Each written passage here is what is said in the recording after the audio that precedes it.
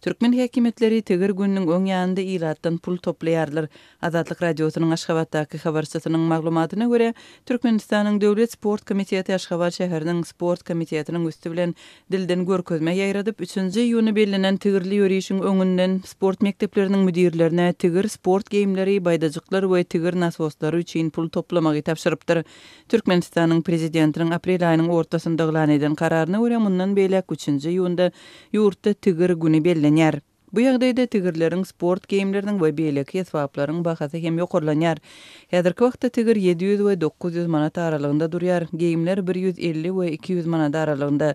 Puly trenerlerden toplaýarlar. Talap edilen tigirleriň sany 5 we 9 aralygynda, hususan da futbol mekdebinden 9 sany tigir, kuşt mekdebinden 5 tigir talap edilýär. Her mektepden 15 we 20 sany sport geýimini talap edýärler. Şeýle geýimleri her ýyl täzeden satyn alýarlar. Sebebi könesi dabaralar üçin yaramaýar. Ortaça hatapdan her trener 500 manattan tapşyrmaly. Mundan daşary her trenerden nasos üçin hem 30 manattan toplaýarlar diýip Azatlygyň Aşgabatdaky habarçy taýdar. Azatlyk radiosy pul toplamak boýunça habar berilen bu karar barada Türkmenistanyň sport resmiýetlerinden maglumat alyp bilmedi. Köpçüliklerin tigirli ýörişler soňky ýyllarda Türkmenistanyň paýtagtynda däwe örildi.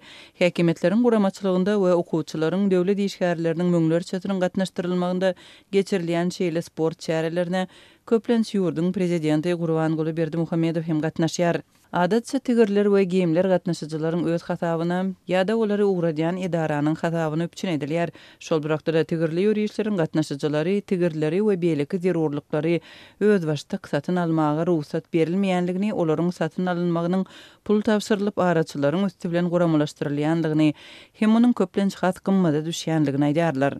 Bazarda kiçi nasoslar 20 manada, ululary 30 manada durýar. Şunça köp nasosyň näme gerektigi düşnüksiz. Trenerler her bir ýokurda durýanyň ýerde jaljak bolýanlygyny çak edýärler. Tigirler ýygydarly satyn alynýar. Olaryň bir bölegi sport komitetlerinde galýar, beýlekleri sandan çykýar. Sebebi odalky ýyllarda ýokary bahadan pes hilli tigirler satyn alınıpdy. We olar diňe bir gede üçindi. Şeýle biznes edildi diýip Azatlygyň habarçysy belleýär. Azatlyk radiosynyň Türkmenistandaky çeşmeleri sport mekteplerinde pulun toplanmagynyň işgärleriň arasynda nägilelik döredönligini habar berdiler. Sport gämisindäki gozgalaňy gandbol we basketbol mekdepleriniň aýal trenerleri döretdi diýip Azatlygyň çeşmesi belleýär we şeýle dowam etdirýär. Olar 1200 we 1300 manat möçberindäki aýlyklaryndan 500 manat puly tölemekden ýüz öwrüp döwlet sport komitetine kollektiwliň hat ýazdylar. Olaryň köpüsi öz çağalaryny ýeke terbiýeleýän eneler. Üstesine munyň öňü sirasynda olardan mejburiýet bilen gazet jurnallar üçin hem 100 manat toplap aldylar diýip Azatlygyň habarçysy aýtdy.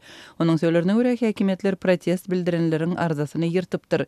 Şeýlelikde pul tapşyrmak meselesi açyklygyna galypdyr. Soňky ýyllarda Türkmenistanda döwlet tarapyndan guramalaşdyrylýan çäreler şol sanda sport çäreleri üçin ilatdan pul toplamaklyk däbe öwrildi. Türkmenistanyň prezidenti Gurbanguly Berdimuhammedow köplenç ýurtda geçirilýän köpçüliklerin sport çäreleriniň inisiatory bolup çykyş edýär. Şeýlede döwlet başçysy ýasagdan durmuşy propaganda edýär we köpçüligiň öňünde dürli sport görnüşlerinde ýygy-ýygydan çykyş edýär. Döwlet telewizionyasy Berdimuhammedowyň tigirli atly awtologly ýaraşlarda birinji bolýanlygyny we beýleki sport görnüşlerinde de üstünlükli çykyş edýänligini habar berip durýar.